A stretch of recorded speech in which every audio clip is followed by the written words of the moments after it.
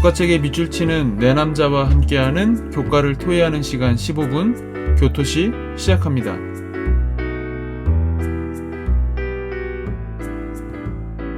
안녕하세요 성도 여러분, 저는 교토시 진행을 맡은 이진현입니다. 한 주일 어떻게 지내셨는지요? 지난주에는 태풍 링링이 우리나라를 지나가면서 많은 피해가 곳곳에 있었는데요. 우리 주변에 태풍 때문에 피해를 입으신 분들이 있다면 하나님의 위로가 함께 하시기를 기도하고 또 속히 복구되고 또 회복되기를 기도하겠습니다. 오늘은 제11과 재림의 소망을 따라 사는 삶이라는 제목으로 함께 교과의 내용을 살펴보겠습니다. 기억절 말씀입니다. 그러므로 내 사랑하는 형제들아, 견실하며 흔들리지 말고 항상 주의 일에 더욱 힘쓰는 자들이 되라. 이는 너희 수고가 주 안에서 헛되지 않은 줄 알미라. 고린도전서 15장 58절에 있는 말씀입니다. 태풍을 겪으면서 그 어느 때보다 아마 재림의 소망을 더욱 절실하게 느꼈던 안식일 시간이 아니었나 생각해 보게 되는데요. 저희들이 예수님의 재림을 기다리면서 그에 따르는 소망을 가지고 이 땅을 살아간다는 것, 정말 중요한 일인데요. 오늘 재림의 소망을 가지고 우리가 살아간다는 것, 어떤 의미가 있고 또 어떻게 살아가는 것이 재림의 소망을 따라 사는 삶인지 함께 살펴보겠습니다. 하나님께서는 이 세상을 사랑하셨고, 그래서 마지막 심판이 세상의 끝이 아니라 그 심판 역시 재창조의 과정이라고 하셨는데요. 왜 이렇게 말씀하셨는지 또 내용을 좀 먼저 보겠습니다. 162쪽 5번째 단락인데요. 심판의 소망이란 하나님의 본성과 생명, 그리고 우리가 살고 있는 이 세상에 대해서 무엇을 믿고 있느냐로 요약된다. 이미 보았듯이 성경은 우리가 하나님이 창조하고 아끼시는 세상에 살고 있다고 주장한다. 그런데 이 세상이 잘못되어서 하나님은 예수님의 생애와 죽음을 통해서 세상을 재창조하시려는 그분의 계획을 수행 중이시다. 하나님의 심판은 이 세상을 바로잡기 위한 필수적인 단계이다. 새로운 세상, 그것을 시작하기 위해서는 심판이라는 과정이 꼭 필요하다라고 우리에게 소개해주고 있습니다. 또 하나, 우리가 예수님께서 다시 오시는 영원한 나라를 기다리면서 그냥 단순히 기다리기만 하면 될 것인지, 아니면 우리가 기다리면서 해야 할 일이 있는지, 또 내용들을 좀 먼저 살펴볼 텐데요. 마태복음 24장 45절 46절에 있는 말씀, 월요일 내용 보시게 되면 이렇게 기록되어 있습니다. 충성되고 지혜 있는 종이 되어 주인에게 그 집 사람들을 맡아 때를 따라 양식을 나눠줄 자가 누구냐? 주인이 올 때에 그 종이 이렇게 하는 것을 보면 그 종이 복이 있으리라. 158쪽 첫 번째 단락을 먼저 좀 보겠습니다. 종교는 신자들로 하여금 이곳의 삶을 멀리하고 더 나은 내세의 삶을 추구하도록 이끄는 경향 때문에 비판을 받곤 한다. 물론 이 세상은 타락하고 망가진 비참한 곳이다. 하나님이 세상을 바르게 세우실 때를 기다리는 것은 잘못이 아니다. 그분은 불의와 고통과 슬픔을 끝내시고 현재의 무질서를 그분의 영광과 의로운 통치로 바꾸실 것이다.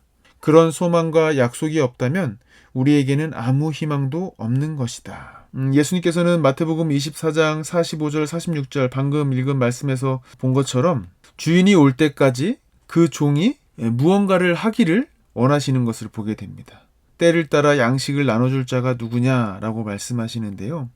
우리도 마찬가지인 것 같습니다. 물론 이 세상이 158쪽에 있는 내용들처럼 정말 자비라는 것을 베풀기가 민망할 정도로 그렇게 타락하고 정말 어지러운 세상이지만 하나님께서는 그럼에도 불구하고 우리에게 무언가를 하기를 원하신다는 것을 좀 보게 되는데요. 159쪽 이어지는 내용을 보게 되면 이렇게 기록되어 있습니다. 우리가 미래에 대해 믿는 것들은 현재 우리가 어떻게 살아야 할지에 대해 중요한 의미를 가진다. 이 세상의 미래에 관한 하나님의 약속을 의지하는 건전한 신앙은 적극적인 참여의 기폭제요, 다른 삶을 변화시키는 풍요롭고 심오한 삶의 불꽃이 되어야 한다. 이렇게 생각해 보시면 좋을 것 같습니다.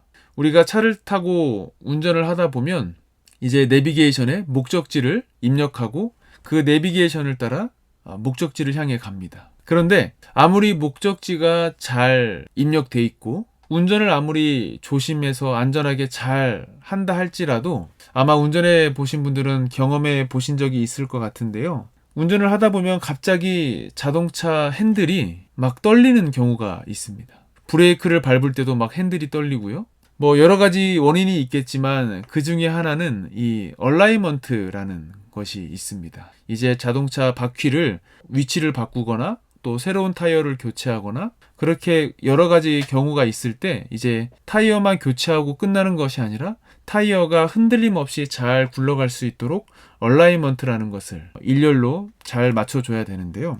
그런 것처럼 우리 인생의 얼라이먼트도 필요한 것 같습니다. 그저 우리가 예수님의 재림이라는 그 목적지만 바라보고 가는 게 아니라 아무리 그 목적지를 잘 바라보고 가더라도 우리의 삶에서 우리의 삶의 바퀴가 잘 얼라이먼트가 되어 있지 않으면 우리 삶은 흔들리고 또 제대로 갈 수 없을 것 같습니다. 그래서 저희들이 단순히 영원한 나라, 하나님의 나라를 기다리기만 하는 것이 아니라 기다리는 과정 속에서 이 타이어가 흔들림 없이 잘 굴러가야 목적지까지 도달할 수 있는 것처럼 우리의 인생의 바퀴도 잘 굴러갈 수 있도록 하나님의 뜻에 따라서 살아가는 것이, 그래서 저희들이 다른 사람들에게 베풀고 또 다른 사람들의 더 나아가서 삶을 변화시킬 수 있는 불쏘시개가 될 수 있다면 더욱더 예수님의 재림을 기다리는 삶이 될 수 있지 않을까 생각을 해보게 되는데요. 그래서 저희들이 이렇게 재림신앙을 하면서 우리의 지역사회에서 어떤 활동들 또 어떤 사역들을 할 것인지 진지하게 고민해 볼 필요가 있습니다. 단순히 우리가 좋아하는 일을 하는 것이 아니라 지역사회에 변화를 끼칠 수 있고 꼭 필요한 것, 시원하게 등을 긁어줄 수 있는 그런 사역 무엇이 있을지 소그룹별로 고민해 봐야 하겠습니다. 또 하나, 주님께서는 십자가에 달려 돌아가시고 부활하셨는데요. 그래서 우리에게 부활의 소망을 주셨습니다. 부활하신 예수님의 그 소망에 우리가 또 어떻게 동참할 수 있을지 또 한번 내용을 살펴볼 텐데요. 화요일의 내용을 보게 되면 마지막 단락에 이렇게 기록되어 있습니다. 부활하신 예수님을 목격한 첫 제자들은 변화를 경험했다. 예수님은 하나님 나라를 선포하고 보여주라고 하시며 제자들을 파송하셨다. 그러나 그분의 죽음으로 말미암아 그들의 용기는 꺾였고 희망은 뭉개졌다. 그래서 부활하신 예수님은 제자들에게 다시 사명을 부여하셨다. 그 사명은 성령 강림으로 힘을 얻게 된다. 그러자 그들은 세상을 변화시키고 예수님이 수립하신 나라를 보여주는 길을 걷기 시작했다. 만약에 예수님께서 십자가에 달려 돌아가시고 부활하지 않으셨다면 예수님을 따랐던 제자들은 다시 일어설 수 있는 힘을 얻을 수 없었을 것입니다. 그래서 사도 바울도 이 부활은, 예수님의 부활은 우리의 재림의 소망에 확신을 불어넣는다라고 소개를 하고 있는데요. 예수님의 부활이 있었기 때문에 그것을 목격한 제자들이 다시 힘을 얻었고 성령의 감동하심을 받아서 세상을 변화시킬 수 있는 주인공들이 될 수 있었습니다. 오늘 우리도 마찬가지인 것 같아요.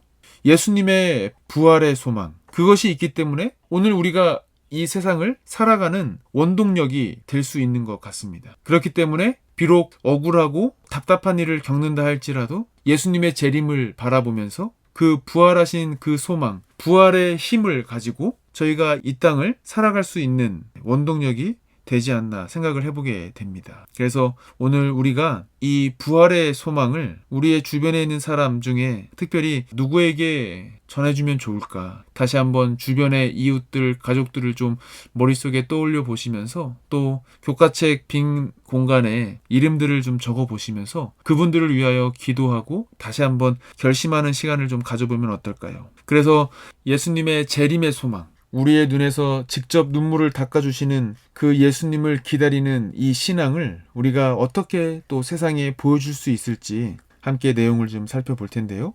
164쪽 5번째 단락입니다. 우리의 몫이 미미할지도 모르지만 그때까지 우리는 그리스도 안에서 최선을 다하여 주위에서 도움을 필요로 하는 자들을 위해 봉사해야 한다. 친절한 말, 따뜻한 식사 한 끼, 의료적인 도움, 치과 진료, 의복, 상담 등 우리가 할 수 있는 것이 무엇이든지 우리는 예수님이 보여주셨던 헌신과 절제와 희생적인 사랑의 마음으로 그 일들을 행해야 한다. 친절한 말, 따뜻한 식사 한 끼, 이런 것들을 통해서 우리가 예수님의 재림하시는 그 날을 우리의 행동으로 전할 수 있다라고 저자는 소개하고 있는데요.